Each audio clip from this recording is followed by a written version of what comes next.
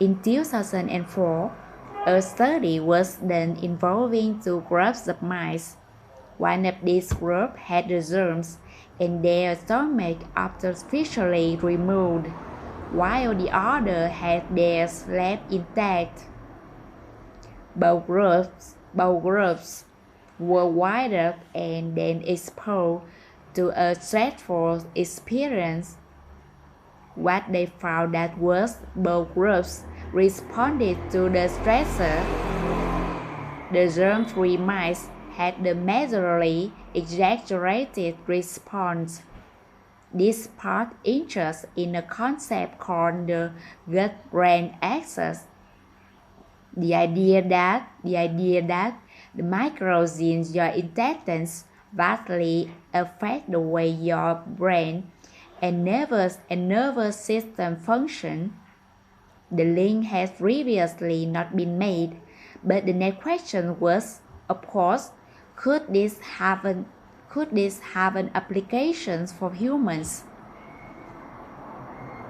It turns out it does, in a big way.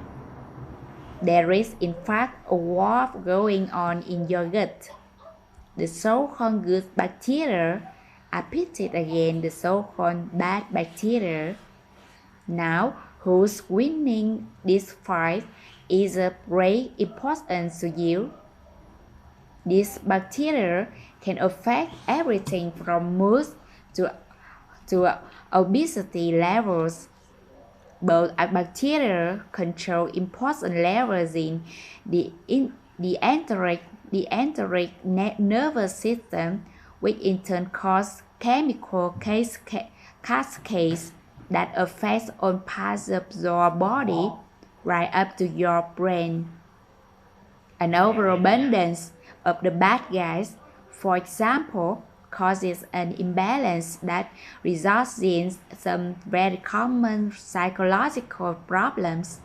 Well, the good guys, on the other hand, can help keep us relaxed. They do this by releasing GABA in stimulating the vagus nerve, among other things. This collective of gut bacteria is known as the microbiome. They live inside you in symbiosis. You need them and they need you, but just like you, they need to be fed in the right way. This brings us to a fact that has been known by most cultures for at least thousands of years. That what you eat shapes who you are. The food you put into your gut encourages the growth of one of these kinds of bacteria, and that in turn affects on the above mentioned things. Given these advantages, scientists have identified certain foods that encourage the good gut bacteria, and they call them probiotics. Now you might think this is a scientific breakthrough. Well, not quite. These have been known for literally thousands of years by the Roman, the Vedic, and the Chinese cultures, to name a few. 7,000 to 8,000 years ago, men of the Thracian culture, a warrior drank sour milk before going to battle. Marco Polo, the explorer, held the magical qualities of the ancient drink known as coffee. And one version, the Bible, even says Abraham, a patriarch of Judaism, owed his long life to the consumption of sour milk. I say all this only to prove that this is not a new knowledge, but medical science can be slow to catch up.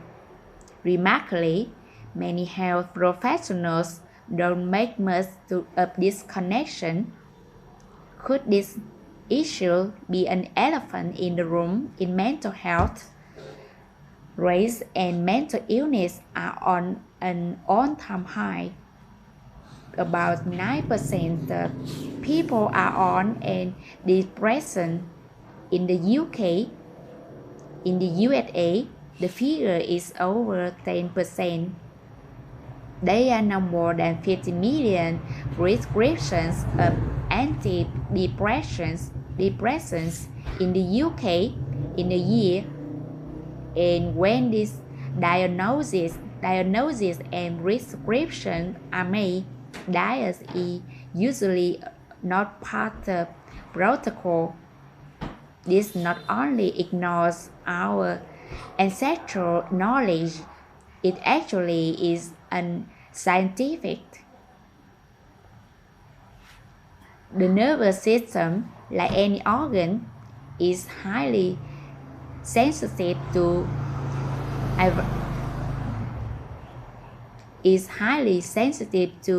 environmental and is absolutely shaped by what you eat.